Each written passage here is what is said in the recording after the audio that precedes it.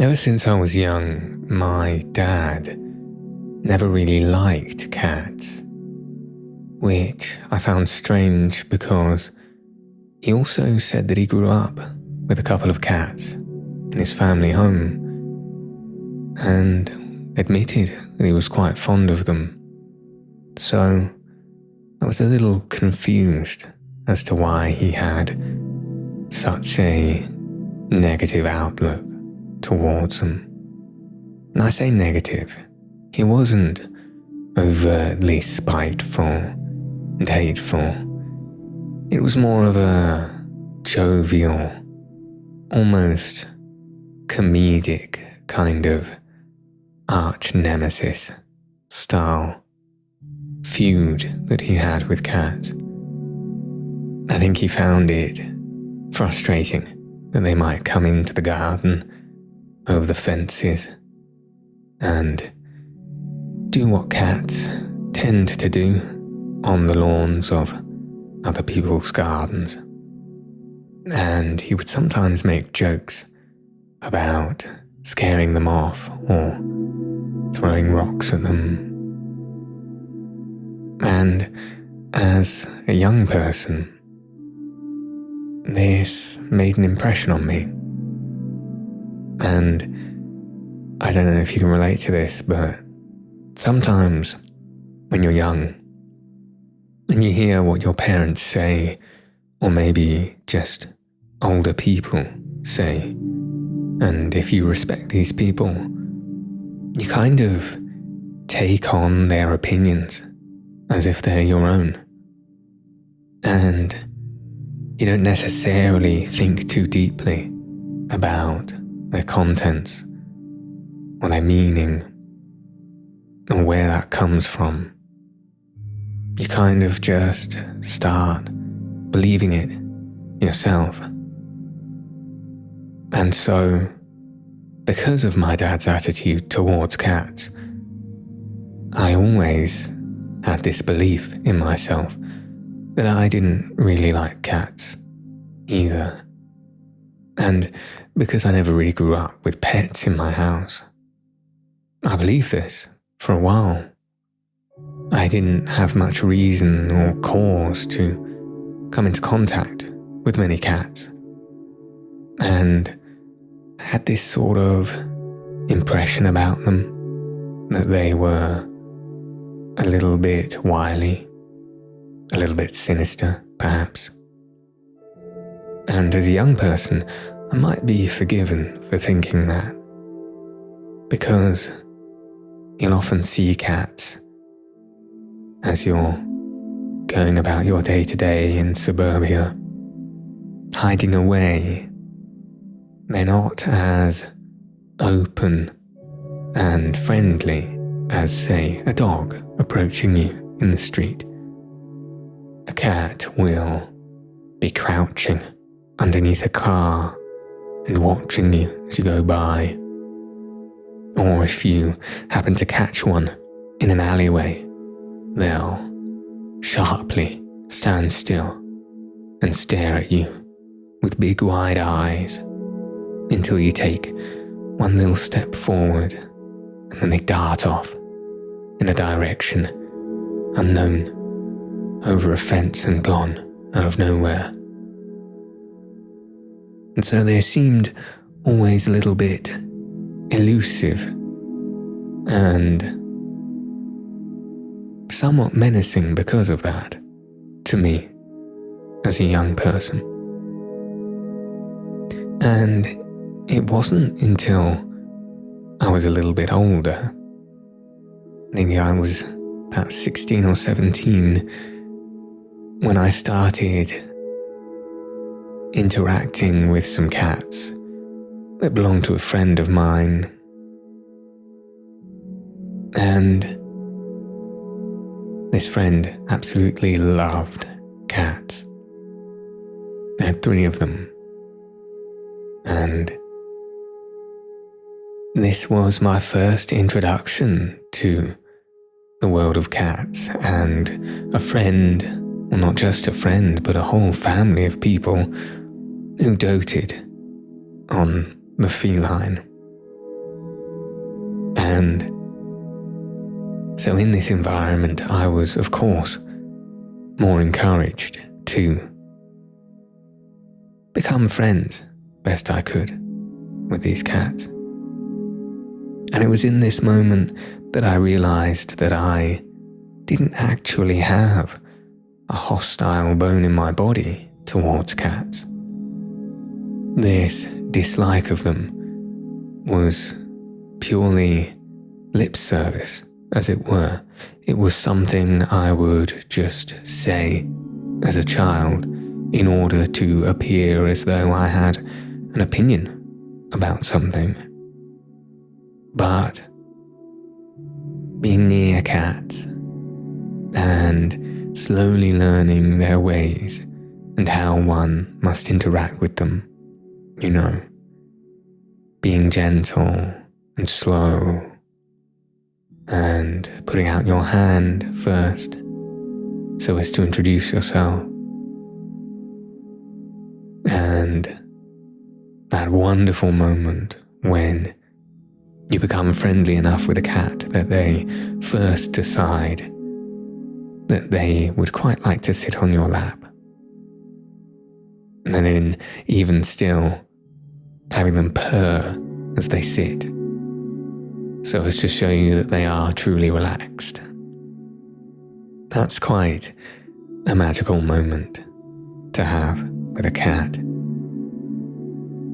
And from that moment on, I was certainly enamored with them.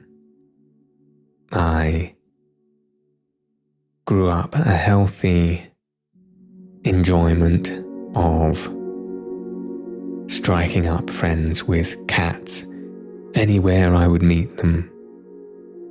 It was like I'd unlocked the language of cats just a little bit and came to respect them more as animals and understand that very far from being malicious or spiteful little creatures, they were, yes, elusive, yes, quite coy, and sometimes uncertain, a little bit skittish, but also very loving and often friendly, especially in the experience of my friends' 3 cats. They all had very different personalities, these cats. They were, in fact, mother, father, and child. And they made me feel more like, I think, in the fact that I could, in that sense, anthropomorphize them into a little human family. It helped me relate to them so much more. And yes, to this day, I have a fond liking for cats. All animals, really, but especially so cats. And I think that is because I spent a portion of my younger years disliking them for no reason. And so I feel like I have something to pay back towards cats when I see them. Another thing I think that makes me really attracted to becoming friends with a cat is the difficulty of it. As I say, with a pet like a dog, they are very open, very friendly, very loving, which of course is magnificent, and I love dogs and other pets as well. But with a cat, you really must try a lot harder to gain their trust, I suppose. And of course, this varies wildly from cat to cat, but more often than not, you do have to work quite hard to get that first interaction, that first little stroke on the head, especially if you don't know them very well. So a few years ago, I used to live in a neighborhood with some friends where a cat would be in and out of the garden quite frequently. In fact, I don't think I've lived anywhere where cats weren't in and out of the garden quite frequently, especially so in the house that I live currently, and perhaps the one before that more so, but this one as well. And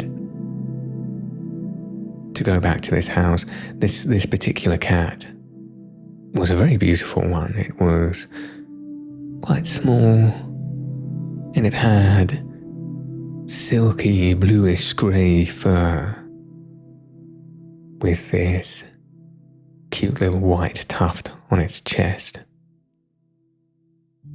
and beautiful bluish eyes.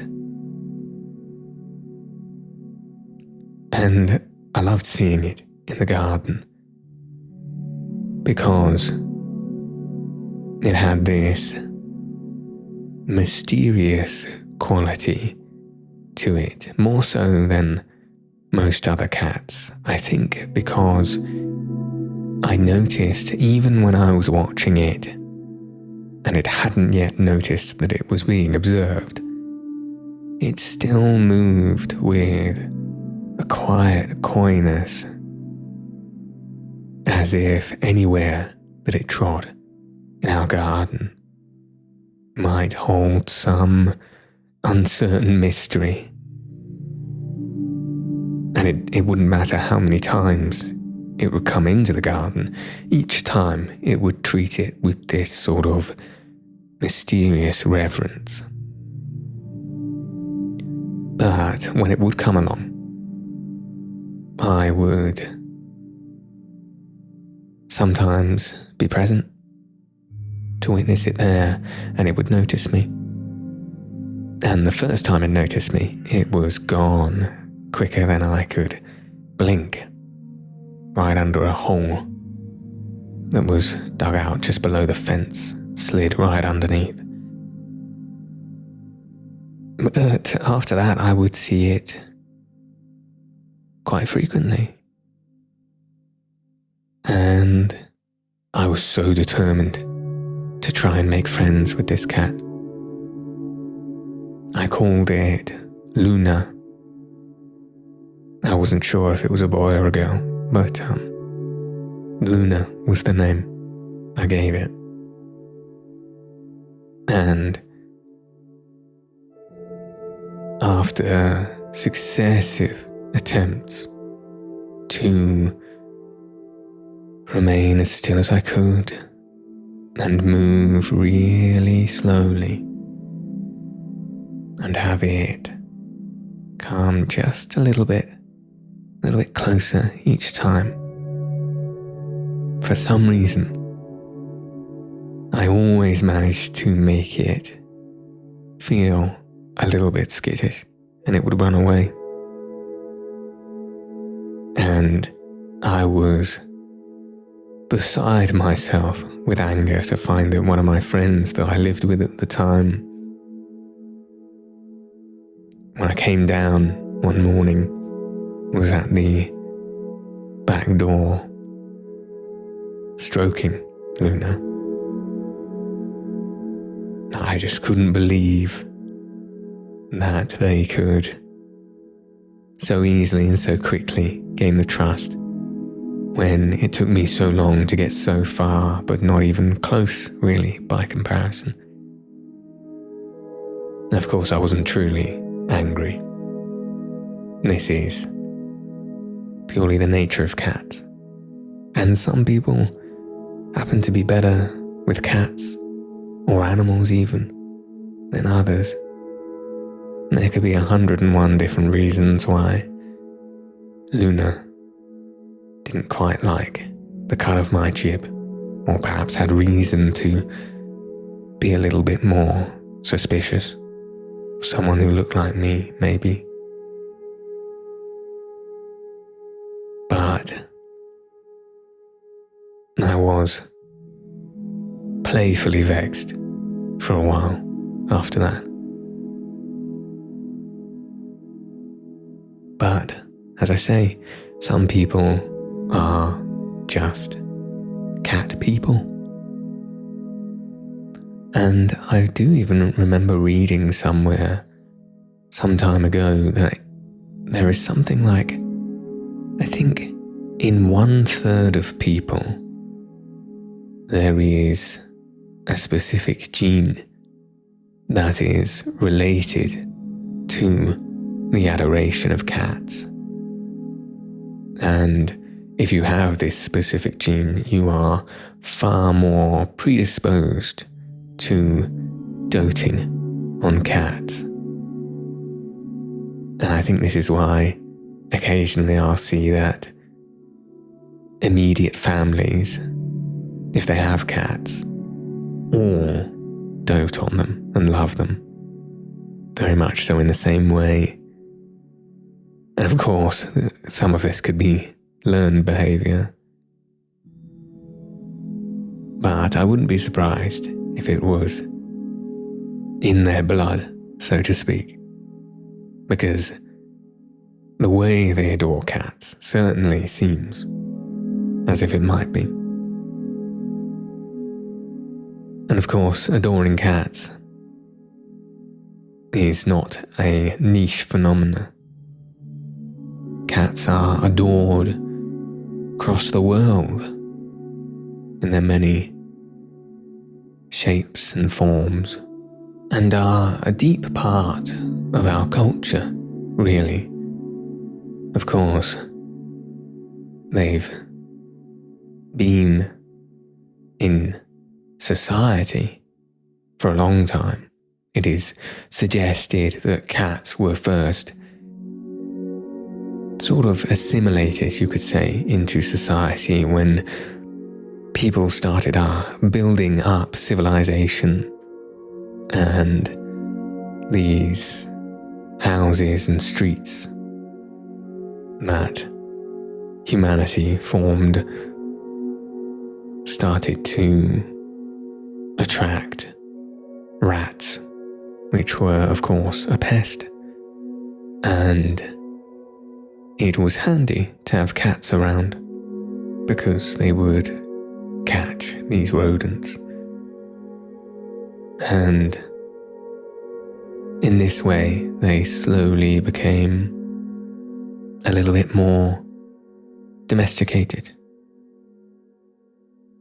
And I say a little bit more domesticated very intentionally, because as anyone who knows cats or has cats will very much understand, they are probably the least domesticated of all the domesticated animals. I don't think you can so easily tell a cat what to do as perhaps other pets you might keep. And that sort of transactional arrangement of being kept around from way back when in early society has remained to a certain extent. In some ways, their affection and the relationship with them does feel somewhat transactional from time to time. But then, of course, they are capable of being so loving. There's nothing quite like a wholesome cuddle with a cat And you can feel that they care when you're there with them.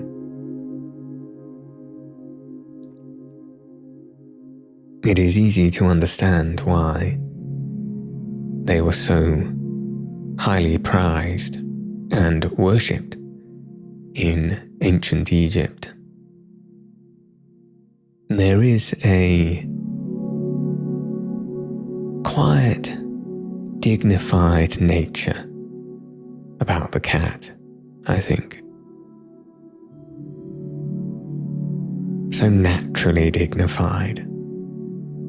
It's very interesting to observe. It makes you wonder where it might have come from.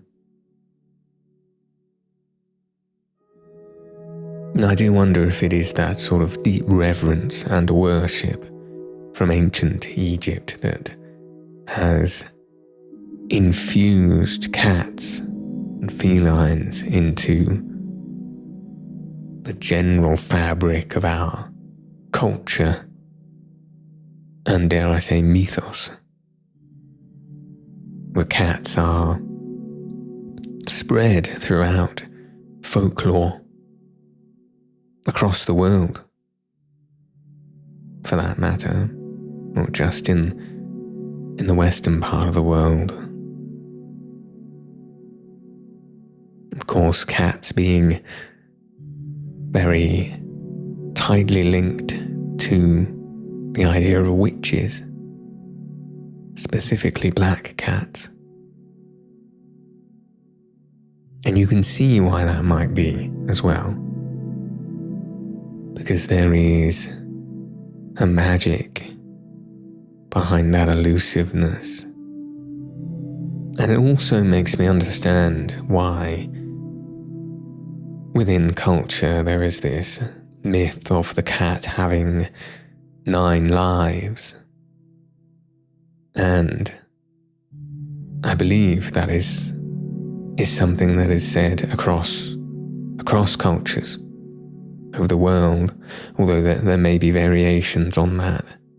So I believe some other such culture says that cats have 7 lives, and I think there are perhaps other ways of representing sort of the idea of cats perhaps living longer than they should.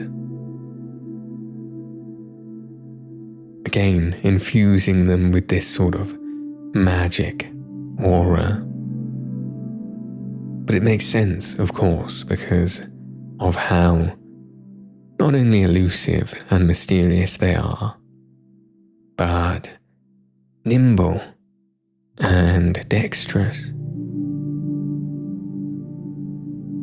able to always land on their feet, as they say. I think I remember someone talking about the way that cats are able to land on their feet always. I think I may have seen something where someone said long ago that there's a certain, even past a certain height, cats will be primed to land on their feet softly. I'm not entirely sure that's definitely true, and I'm not sure I'd ever recommend anyone try it, and I certainly wouldn't try it myself. But I wouldn't be surprised if it were true. Another curious and brilliant quality of cats is that they are not only hunters, but survivors. They do incredible work at looking after themselves. You never worry so much about a cat as you would a dog or hamster, maybe a bird. Cats are beautifully self-sufficient. It brings to mind this story I remember hearing. Now, I'm not entirely sure of the details, but I do prominently remember the name of the cat, which was Unsinkable Sam. And Unsinkable Sam was a cat that supposedly had taken up residence on more than one military ship, a boat out on the ocean. And I think it could have been upwards of 3. All ships having sunk in or during war.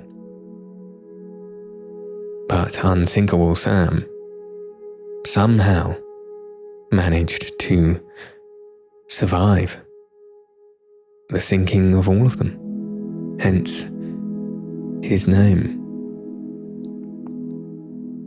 which is evidence in itself of the wiliness of cats and why they absolutely deserve to be enshrined in the mythos of having 9 lives. I guess Unsinkable Sam has used up at least 3 of his.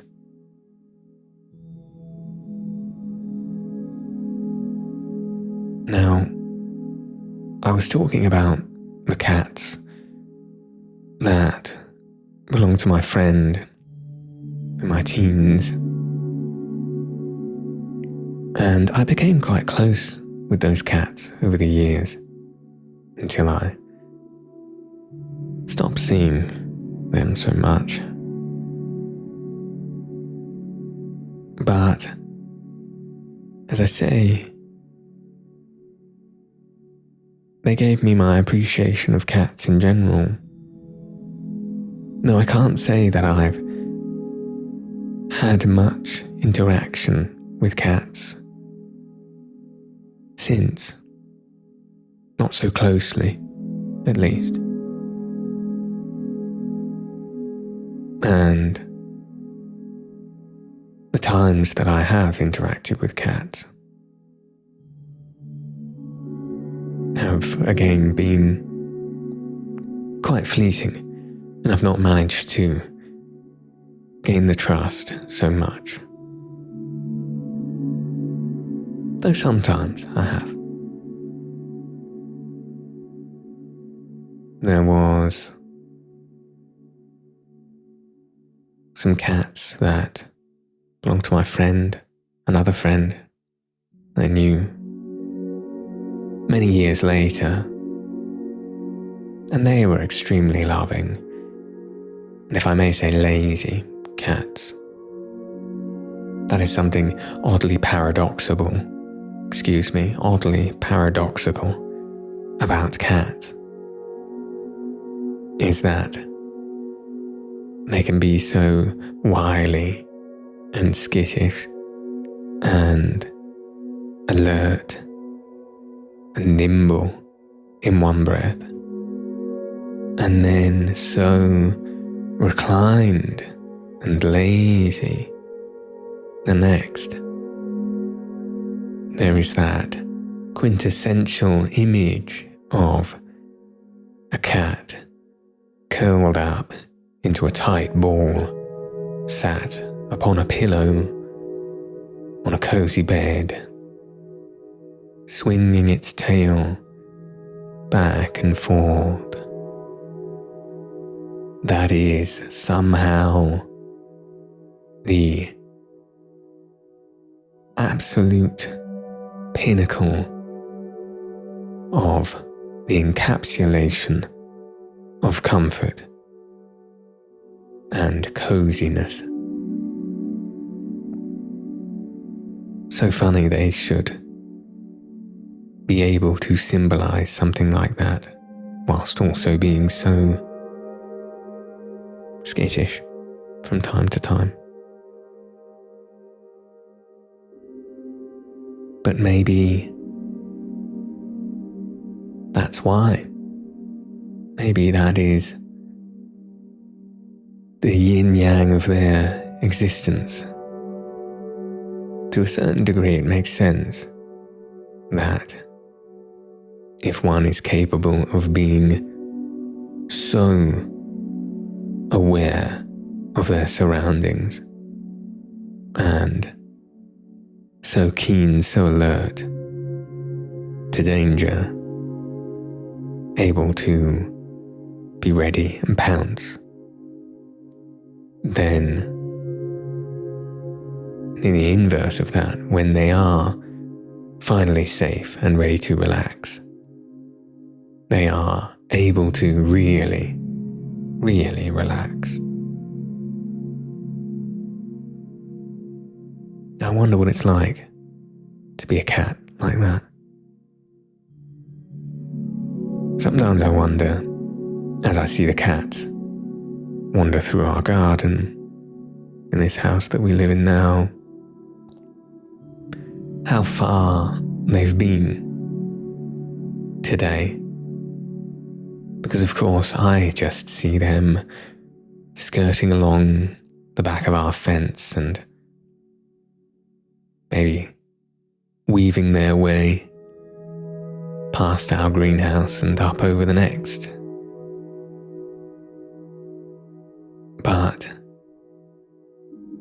conceivably, and I think there's even evidence to support this, cats can head out and trek for miles around, should they wish,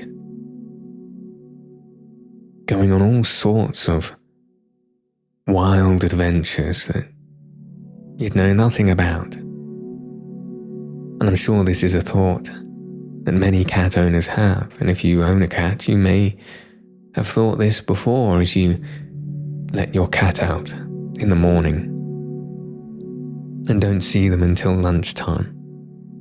And you think, where have you been? All these hours, what have you been up to? And of course, sometimes you can be well aware what they're up to if they come back particularly mucky, or perhaps bearing a gift, an unwanted gift at that, if you understand my reference. But otherwise, you just wouldn't know. It's fun to imagine what kinds of adventures they might get up to. Weaving their way through bushels in the overgrowth in between houses, exploring little hidey holes between lamp posts and electric boxes, perhaps making their way to fields, jumping through crops, chasing mice. Of course, working their way up trees, taking a nap just below the canopy, or even, as we all know cats sometimes like to do, going to a whole other family. I've lived in places before where if you leave the door open, a cat will very happily wander in, as if it were perfectly natural to enter any house that they please. I remember one poignant moment. I say poignant, I mean poignant just in the sense that I remember it fondly.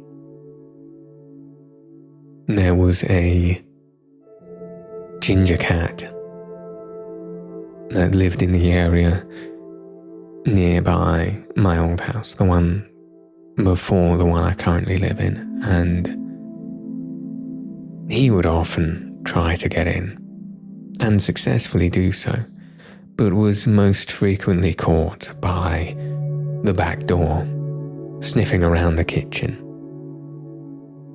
And we'd not be too firm, but very politely ask him to leave, and he would, quite sharply, I'll say.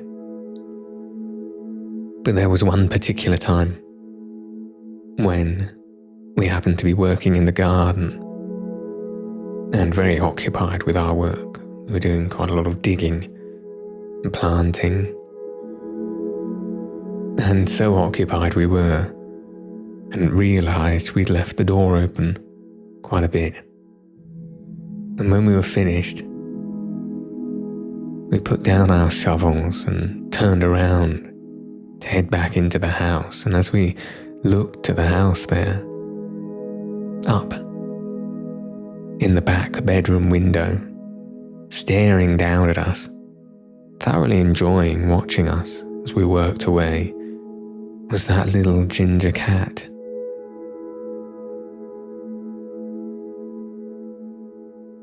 So funny, so curious and endearing. Even though I would say if a person were culpable of the same crimes, it wouldn't be quite so endearing. But of course, cats, they get away with it. Honestly, I think perhaps not even dogs would get away with watching you from your own bedroom window as you work away, having rudely interloped into your home. But that is just so typical of a cat.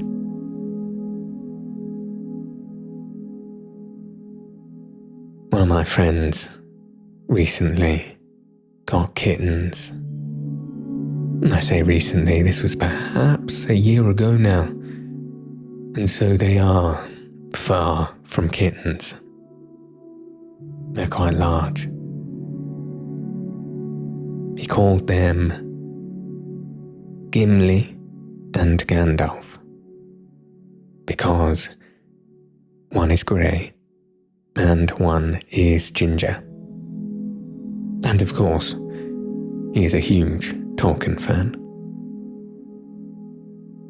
And they're marvellous cats.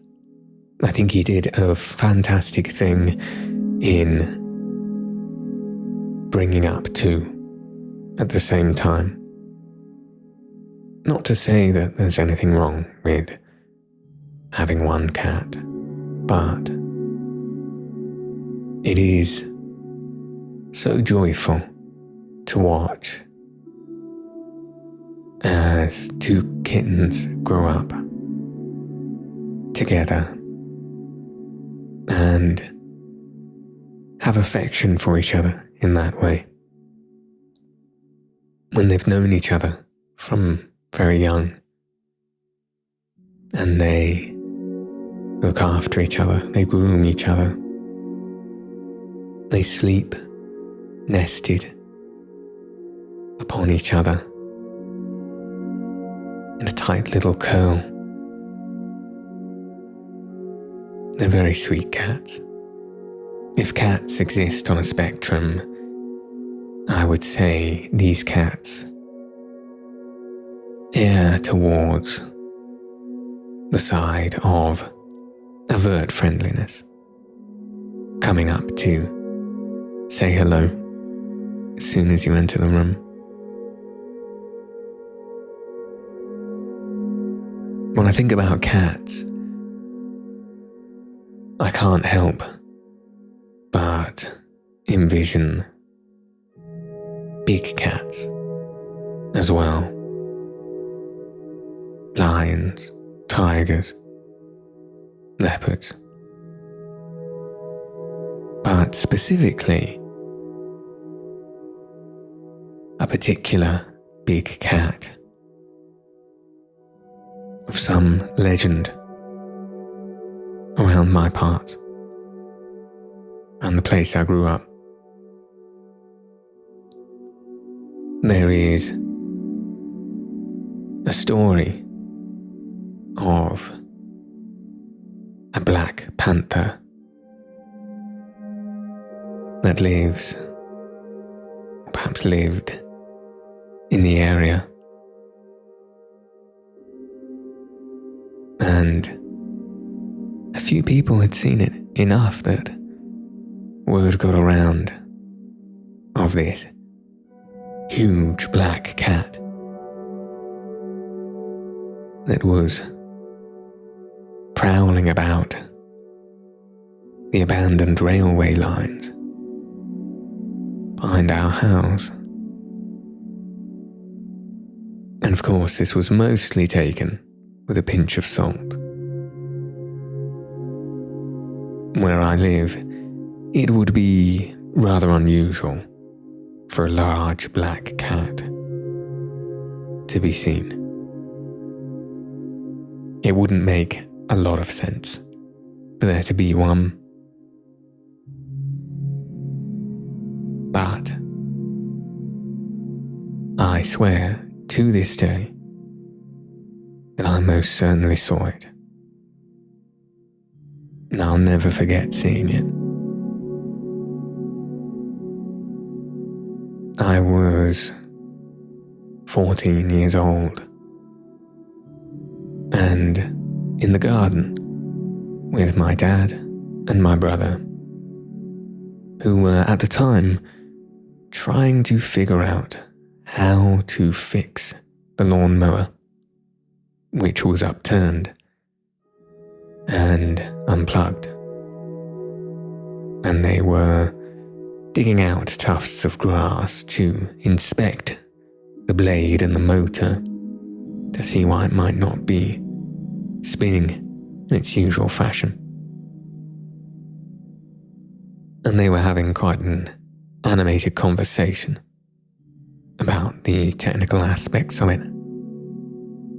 One that I had begun to phase out of as they carried on talking. And so my eyes drifted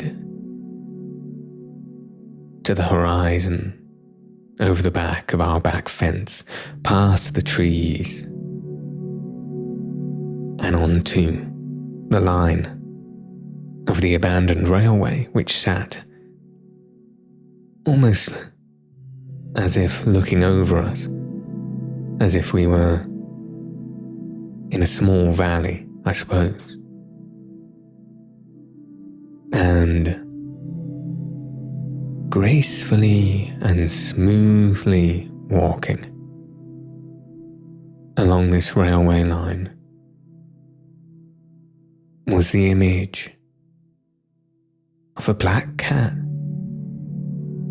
And now I couldn't quite tell, because it was quite far away, whether it was black in its entirety or appeared black because it was silhouetted against the sun. And some might say that I could have confused the scale, and I was watching a regular-sized cat off at a distance. But the thing that made me believe more than anything that it was a big cat was the tail. I remember thinking, as I watched it, this huge swaying thing, that tail was far too big, far too swooping and lumbering to be the tail of an ordinary sized cat. And the way it moved, so smooth, but its feet, its paws, plodding, as if there was some weight, some force, some strength behind those limbs. It felt so much like a big cat. And the frustrating thing was, the entire time it was there, I was trying to draw the attention of my father and my brother. But of course, they were far too invested in the problem of the lawnmower to turn around. And eventually, when I was so emphatic that they simply had to stop what they were doing and look, it had gone. And so, I only have my own memory, my own word for that strange event. But I hold to this day that there was most certainly something larger than a house cat that strolled past us that day. I don't know if it's still there. I don't think it would make sense for it still to be there. Though I could imagine a little family of panthers hiding away in the dense forest overgrowth that was then at the back of that old abandoned railway line, making a little home for themselves, surviving best they could. And maybe they had some cubs who grew up and are still living there today, keeping their secret hiding place still a secret. I don't know if that's true, but I do like to imagine it.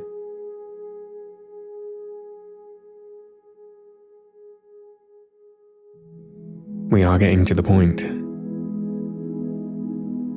my partner and I, after just having recently had a child, that the idea of pets is coming into discussion more and more. My partner, she had pets growing up, but I did not.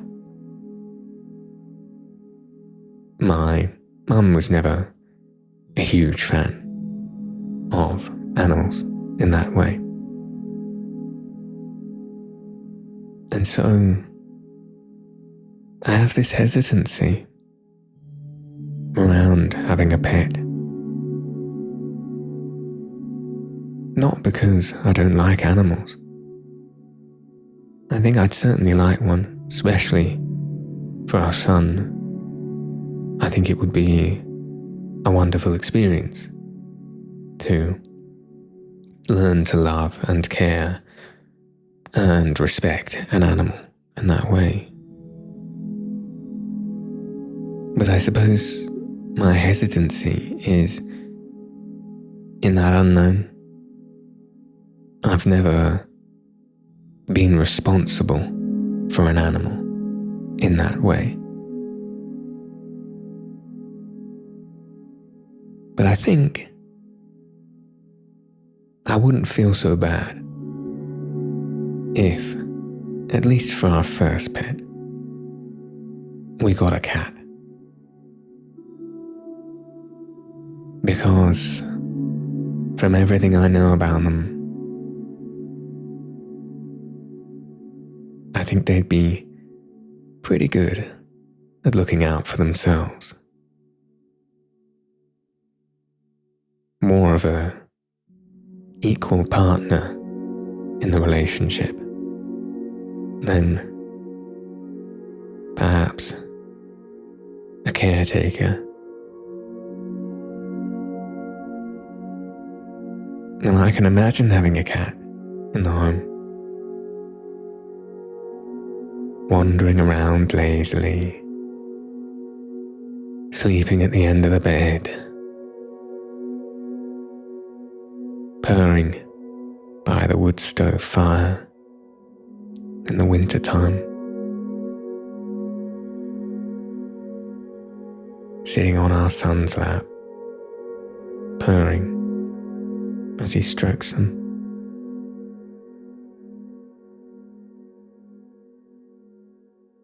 There'd be a lot of joy in that. Not just for us, but hopefully for the cat as well.